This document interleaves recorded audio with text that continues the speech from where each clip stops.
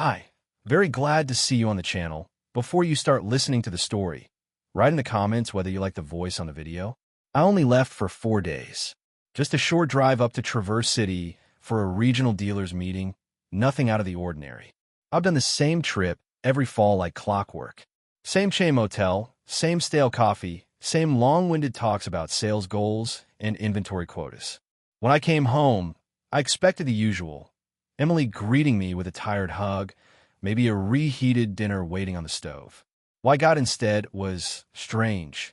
The house was spotless, not just tidy, but clean like it was prepped for a real estate showing. Emily was always neat, but she wasn't the deep clean for fun type. I walked through the kitchen and noticed the air smelled faintly like a new perfume, one I didn't recognize. On the table, fresh flowers. Not from me. And when I asked about them, Emily just smiled. "Oh, I picked them up while you were gone.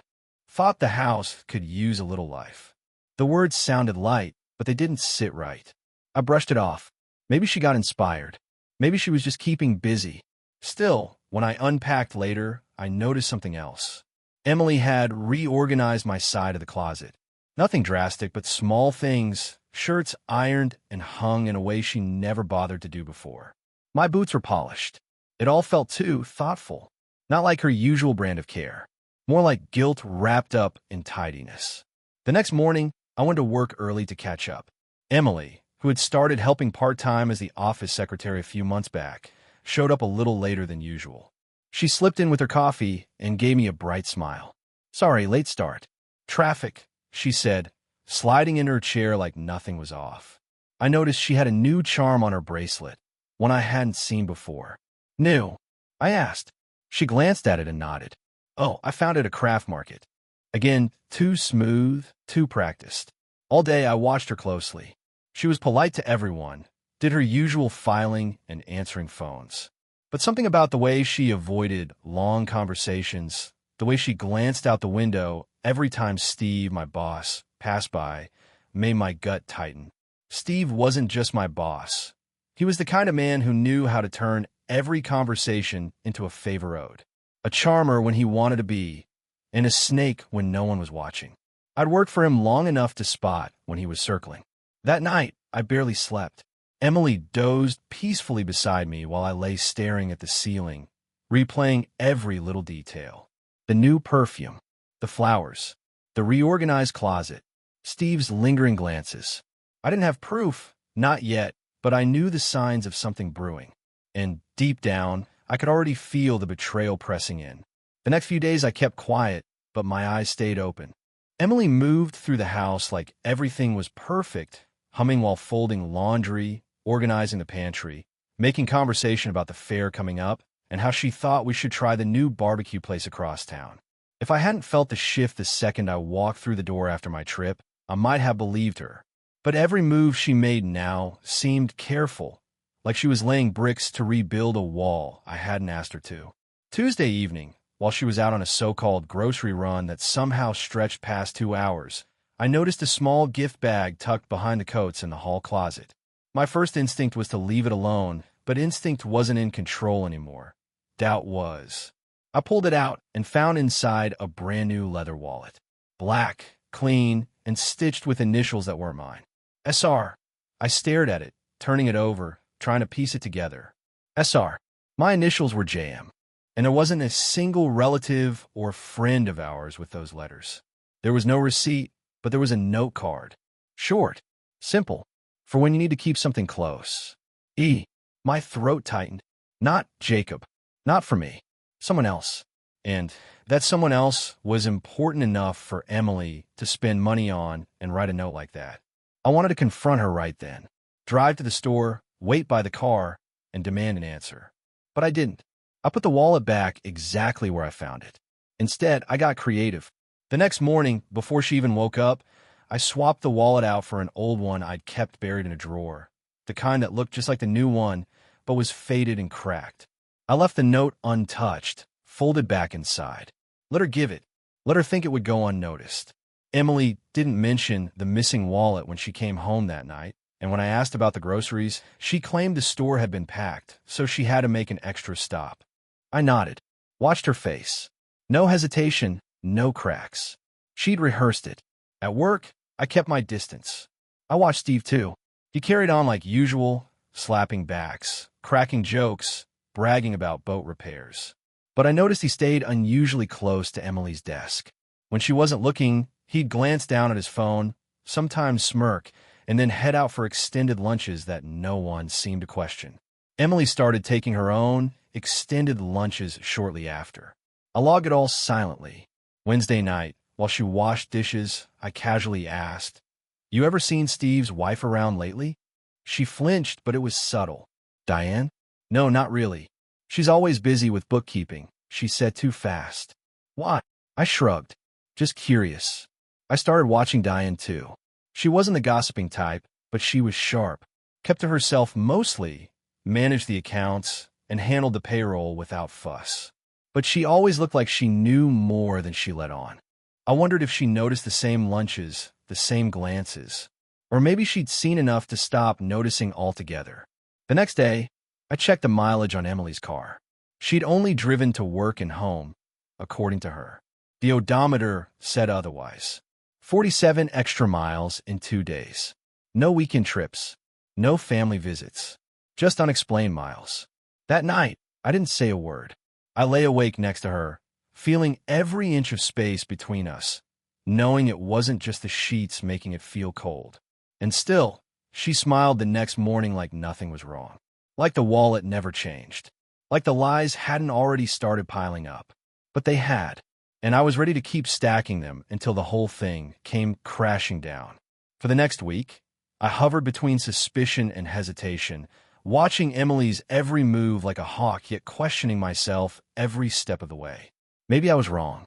Maybe the wallet was for some distant cousin or a work thing, something harmless, and I was poisoning my own head.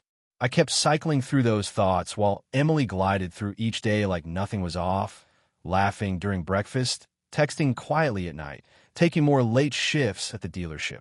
Still, I couldn't shake it. So I did what I'd sworn I wouldn't. I started looking for proof. Not guesses, not gut feelings, but hard, undeniable proof. I checked the dealership's shared schedule when no one was watching. Emily had marked herself for several extended lunches. I checked again the next day, and sure enough, Steve had done the same. On paper, it could have been coincidence, but in my gut, it wasn't. And that's when I noticed something else. Randy, one of our younger salesmen, always bouncing between the showroom and the lot, chatting up anyone who'd listen, but lately he'd been sticking close to Emily. Every time I glanced across the showroom, there he was, leaning on her desk, grinning like an idiot. By Friday, I was convinced Randy was the one. I started watching him harder. He seemed a little too eager to help Emily with small tasks, carrying files, offering coffee, even lingering by her side when Steve wasn't around. I began to piece together a story in my head. Emily, feeling distant from me, falling for the attention of a younger guy. It fit, or so I thought. I let it stew over the weekend. I noticed Emily texting more often than usual, sometimes stepping out onto the porch just to answer a call. The old me would have asked outright, but now I stayed quiet, letting her think I was none the wiser. But by Sunday, I couldn't stand it anymore. I cornered Randy behind the service bays while he was loading a shipment.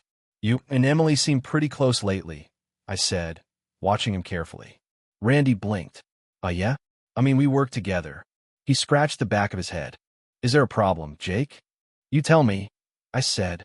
He looked genuinely confused. She's like a big sister, man. She helps me out when Steve's riding me too hard." "I'd never." He stopped short, clearly realizing how that might sound. "Look, nothing's going on. Swear." Something about the way he said it, the way his voice cracked a little, made me step back. He wasn't lying. He was just a kid looking for guidance from someone who paid attention to him. My gut sank. I had been wrong. Randy wasn't the problem. When I got home, I confronted Emily, trying to sound calm. "You and Randy seem close." She gave a short laugh, like the accusation was absurd. "Randy? He's half my age. He's just sweet. I've been helping him get adjusted." I didn't know what to say. The evidence didn't stick, and for a moment, I felt like the jealous fool who couldn't tell loyalty from deception. She didn't even get defensive. She just smiled, brushed past me, and kept cleaning like nothing happened. That night, I lay awake again, beating myself up for jumping the gun. Maybe I wanted to believe it was Randy because it was safer, easier, less personal.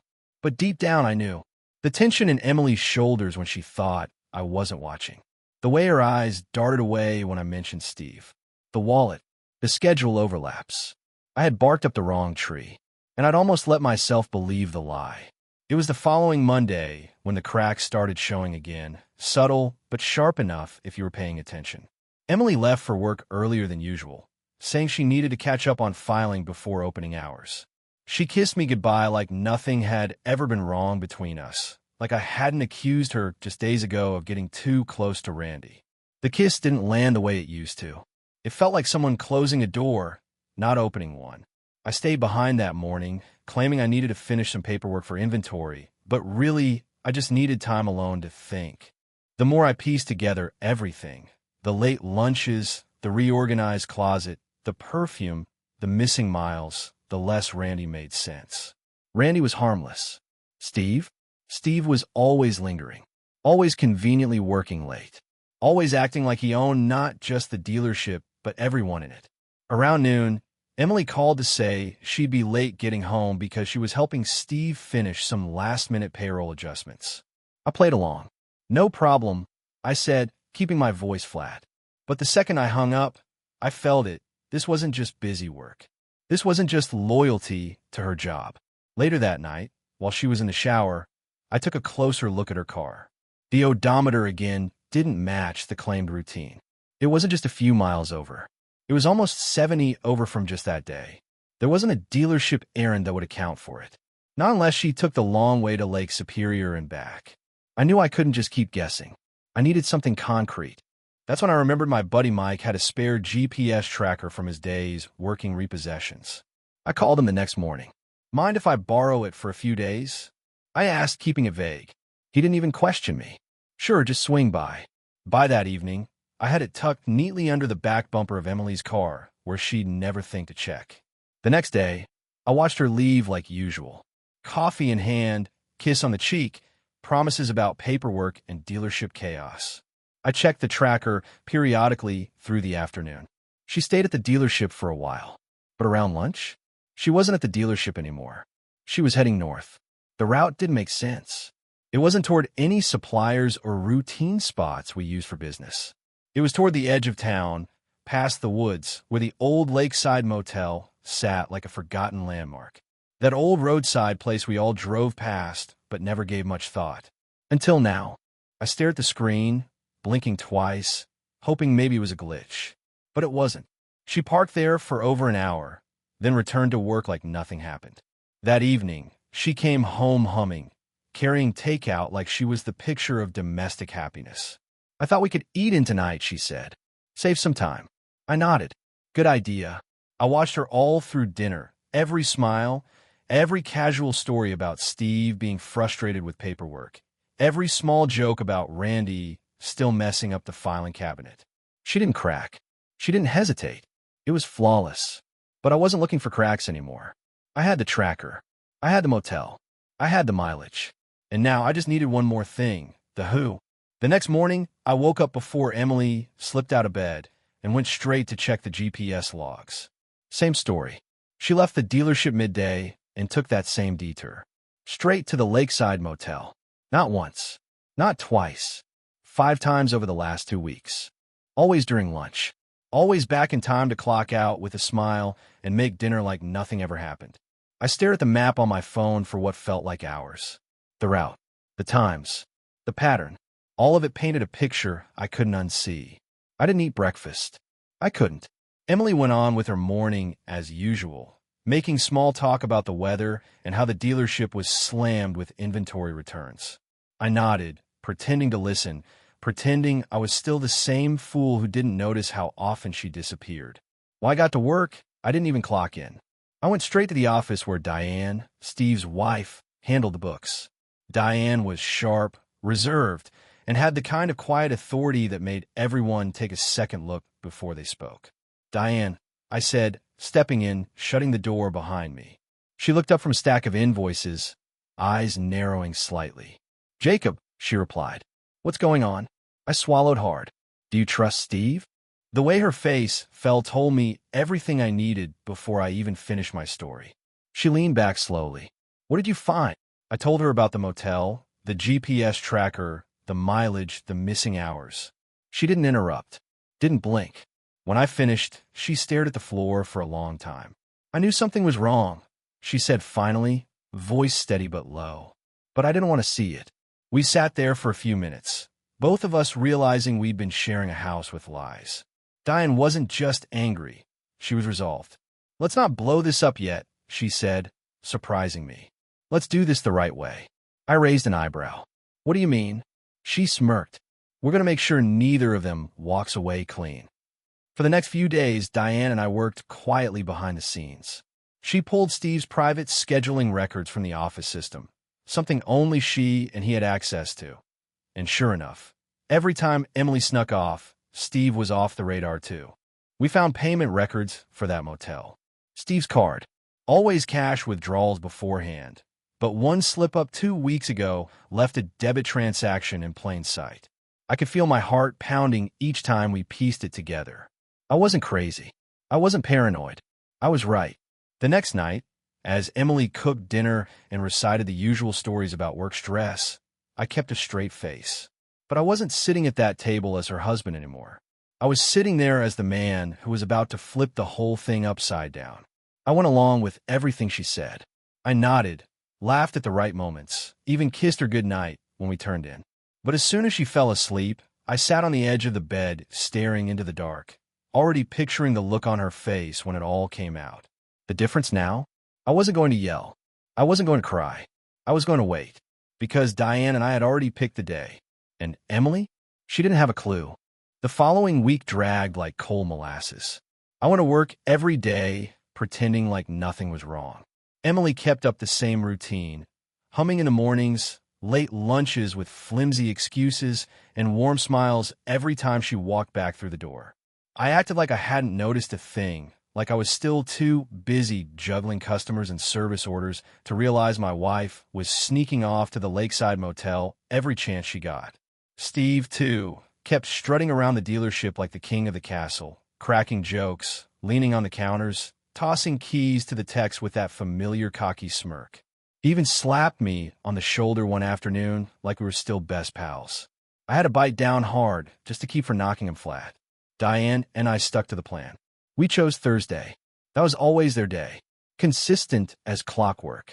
Emily's car would always take that left turn after leaving the lot and head straight for the motel by the lake, and Steve's old pickup wouldn't be far behind. Diane booked the very same room they used, under her name, paid in cash. I handled the rest. When Thursday came, I left the house pretending to head to work as usual. Emily gave me a kiss and told me not to wait up since she had to stay late for end-of-month bookkeeping. I played along. Sure thing, I said with a smile, knowing full well where she'd actually be. I drove straight to the motel instead. Diane was already there waiting, calm as ever, sipping black coffee like we were just meeting for a routine business chat. You ready for this? She asked. I nodded. More than you know. We got into position, lights dimmed, curtains drawn, door left slightly ajar. Every second felt like a slow burn in my chest, but I didn't flinch. The clock ticked past noon when finally we heard the faint scuff of heels on the worn concrete walkway outside. Emily stepped in, her face bright with anticipation. Steve, she whispered into the dim light. She froze when her eyes adjusted. It wasn't Steve. It was me, sitting calmly next to Diane, sipping wine like it was just another quiet Thursday afternoon. Her mouth dropped open, and for a moment she couldn't move. Then came the scrambling. Jacob, what? This isn't what it looks like. Diane cut her off without even raising her voice. It's exactly what it looks like. Emily spun toward the door like she might bolt, but I stood first, blocking the way. Sit, I said calm but sharp. She did. Her eyes darted between us, desperate. I can explain, she stammered. No need, I said. I've been watching for weeks. The motel, the mileage, the gifts. You've been caught since the day you brought home those flowers. She turned to Diane, pleading. It's Steve. It wasn't serious. Diane's face never changed. It's serious enough for me. The lawyer's already on his way. Emily's face collapsed. What? You think I didn't notice Steve's pattern before? Diane said. I've seen it before. I just never thought you'd be stupid enough to fall for it. Emily's breathing grew shallow. Jacob, please. We can fix this. I shook my head. There's nothing left to fix. Diane stood. As of today, Steve is out of the business, out of the house, and out of my life. I turned to Emily. And as of tomorrow, you'll be getting served. Her lips trembled, but no words came out. Diane and I walked past her without another glance, leaving her sitting there alone in that dim little motel room, drowning in her own silence. The morning after we left Emily, sitting speechless in that cheap motel room, Diane and I wasted no time. The dealership didn't open like usual. Instead, Diane posted a handwritten sign on the front door, closed for restructuring. Staff meeting at noon. I stood with her, sipping burnt coffee while watching the employees pull up one by one, squinting at the notice like it was some sort of prank. It wasn't. It was the beginning of the end. By noon, everyone was crowded into the main office, shuffling nervously. No one spoke much, but you could feel the tension hanging in the air. Steve was notably absent, which only made the silence heavier. Diane stood in front of the service counter like she'd rehearsed the whole thing 1,000 times. You're probably wondering why we're here, she began. No one dared to interrupt. As of today, Steve is no longer affiliated with this dealership. I will be assuming full ownership and management. The gasps weren't loud, but they were sharp. Randy shifted in his seat. A couple of the older techs exchanged quick glances. Steve's absence wasn't just strange anymore. It was telling. Diane didn't soften the blow. For those of you who have questions, don't. You'll know everything you need to know soon enough. I kept my arms crossed, watching as some of the staff tried to piece together what could have possibly happened. Diane handed out updated contracts, department changes, and by the time the meeting was done, nobody dared even whisper Steve's name. Of course, Steve wasn't about to go quietly. Around 2, he stomped through the front door like he still owned the place, wearing his smug grin and barking. What's all this about? Diane didn't even blink. You're trespassing, she said. I'd advise you to leave. You can't be serious, he growled, looking at the staff like one of them might stand up for him. No one did. Even Randy stood stiff against the wall, eyes down. Diane handed Steve a sealed envelope. Consider this formal notice, she said. You'll find the locks have been changed. He ripped open the envelope, scanned the contents, and his face turned as pale as winter snow. You can't do this, he shouted.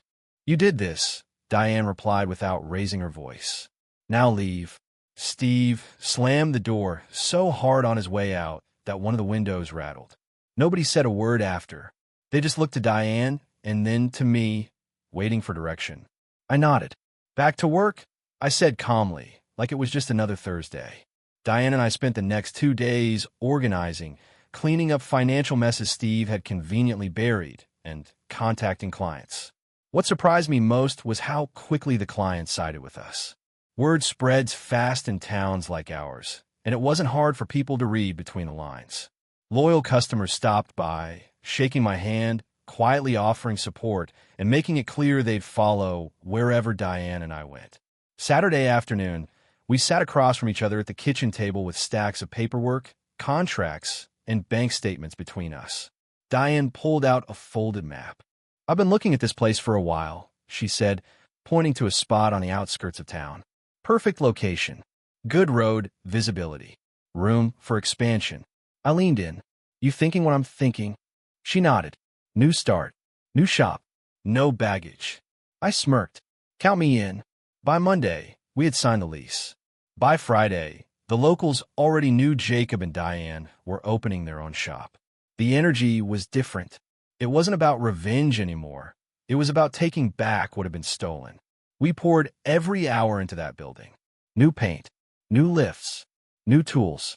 Even the old sign came down like it never existed. Emily, surprisingly, kept her distance. I'd half expected her to come storming and demanding an explanation or sobbing for another chance, but she vanished like fog in the morning sun. Steve, on the other hand, was spotted more than once driving past the new lot, staring but never stopping. Let him watch. Let him see what happens when you betray the 2 people who built everything you had. By the time we flipped the open sign on the front door, there was already a line of customers waiting, and neither of them was in it. Emily showed up on a cold Tuesday evening, just as Diane and I were finishing up the final inventory list for the week. The sun was already dipping behind the grain silos, casting long shadows over the new shop. I spotted her before she even made it out of her car, standing in the parking lot clutching a folder like it held the answer to everything. Diane saw her too, but didn't flinch. She simply closed the ledger and leaned back against the counter. "Looks like your ghost found its way back," she said, her tone neutral. I stepped outside, leaving the door slightly ajar. Emily stood there with red eyes and a trembling lip, trying hard to look strong, but every inch of her said otherwise. "Jacob," she called out softly, taking a few hesitant steps forward. I stood my ground. "You got something to say, Emily?" She clutched the folder tighter. "I've been thinking about everything, about us." She tried to steady her breathing, but it only made her look more desperate. "I know I made mistakes, serious ones, but we can fix this. We can start over. I've even got papers here, things to sort out, options for counseling. Anything you want." I raised an eyebrow. "Anything I want." I folded my arms and leaned against the doorframe. What I wanted was a wife who didn't sneak off during lunch breaks to meet my boss at a motel.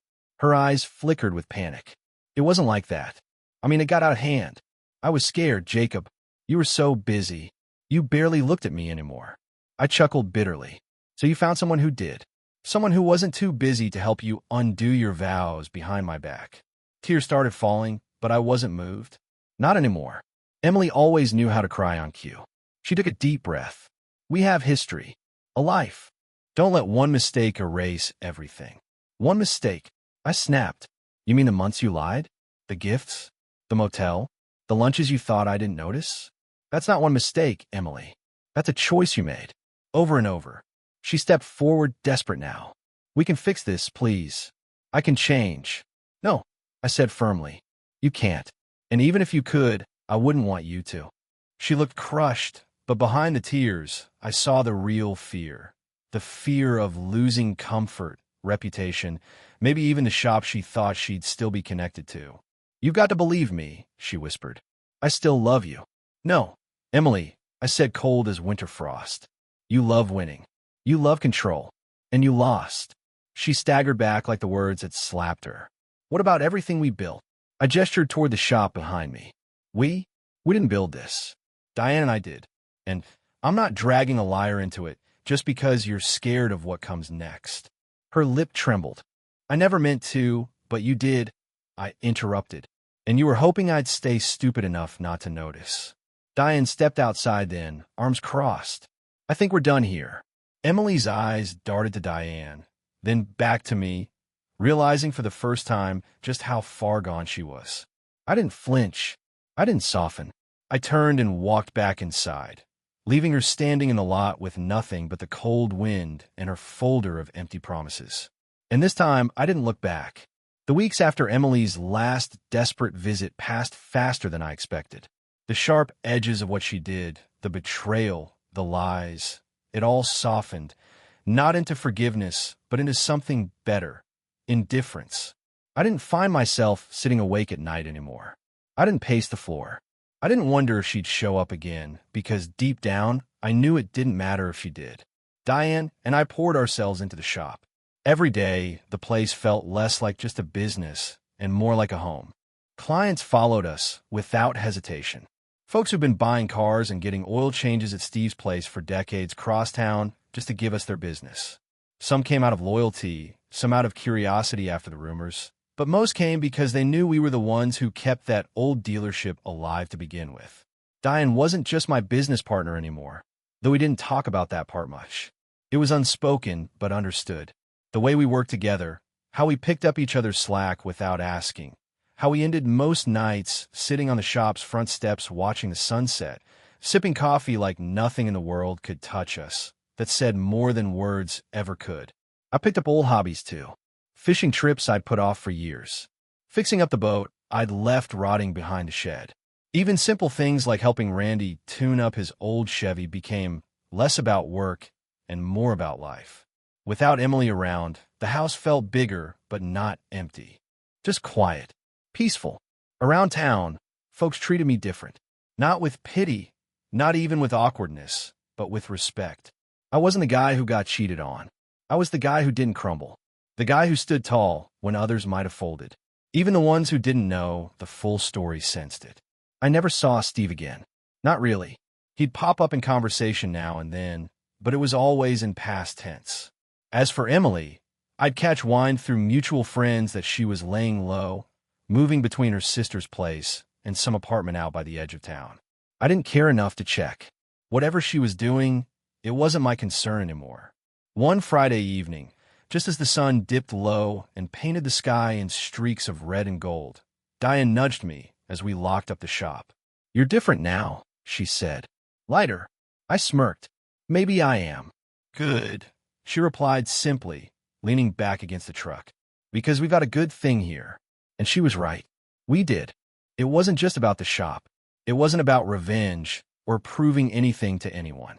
It was about getting to the other side without bitterness, about realizing that sometimes the best thing you could do isn't to salvage what's broken, but to build something better from the ground up.